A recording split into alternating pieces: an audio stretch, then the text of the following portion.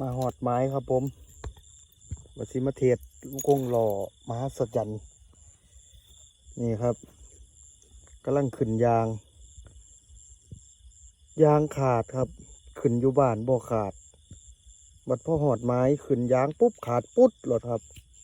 จบกันครับบ่มีเสือกสิได้มัดซ้ำครับผมอ่ะจังไดก็สิลองไปหมุนลองเบิ่งครับสิไปเทศให้เบิ่งครับว่าหนูมันสิเข้ามาบ่อ๋อไปเบิ่งน้ำกันครับผมเสียงหนูครับ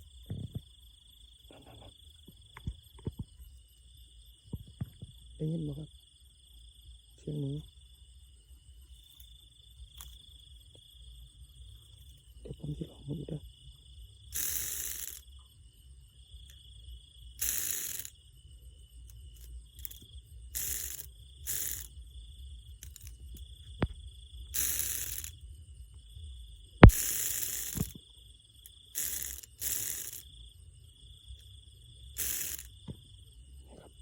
เสียงหนู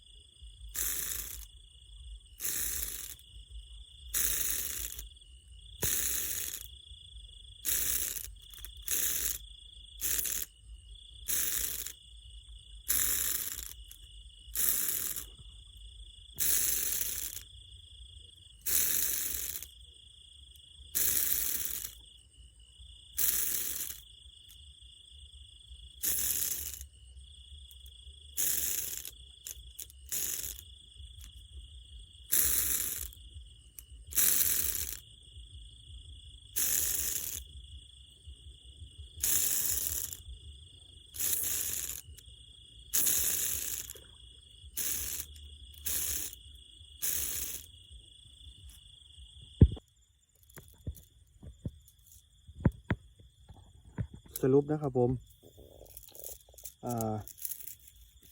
กรงหล่นะครับเข้าตรงยาหมุนแห้งนะครับนี่ถ้าหมุนแบบนี้แบบนี้หนูจะบ่เข่านะครับ ผมลองหมุนแบบนี้นะครับเนี่ยมีอาการนะครับมีอาการหนูเหยียบหญ้าดังขวกนะครับ เดี๋ยวผมจะเอาคลิปลงมาให้เบิ่งนะครับผมแต่สรุปแล้วกะตอกครับดีที่สุดครับเมื่อกี้ผมบริทายไว้ให้เบิ่งนะครับผมลองเอาตอกมาสั่นเบิ่งหลังจากที่ผมหมุนตัวนี้นะครับหมุนกรงหล่อก็สรุปได้ว่าตอกนี่ถึงกับว่าหมองมันเขียวๆนะครับคือหมองที่ผมมานี่ก็ได้หลายตัวแล้วนะครับหมองมันเขียวหนูก็ยังออกอยู่ครับเนี่ยแต่กรงหล่อดิได้ยินแต่สัญญาณเสียงกับออกมาห้องใส่นะครับกัดจังไดก็สิเอาไว้ทดสอบปีหน้านะครับผมเริ่มต้นฤดูกาลเดี๋ยวเอากรงหล่อนี่มาทดสอบเบิ่งครับผมว่ามันสิได้โตมาให้หนาๆหรือเบิ่งบ่หรือว่าเดี๋ยวผมไปลองไปหาไม้หม่องใหม่ก่อนนะครับหม่องที่มันมีหนูหลายๆเดี๋ยวเอาไปทดสอบให้เบิ่งใหม่ครับผมก็ฝากไว้นำครับผมคลิปนี้ก็ชื่นชอบก็อย่าลืมครับกดไลค์กดแชร์ให้นำครับผมเพื่อเป็นกำลังใจให้กับซาไก่ครับ